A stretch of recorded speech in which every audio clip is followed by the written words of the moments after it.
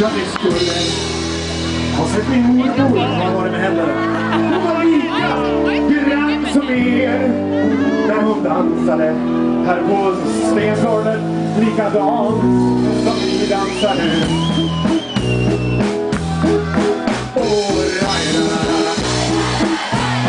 Han är lite kul. Det var en texten. Ja. Hennes hår var blekt av supervärde och tid. Hennes mun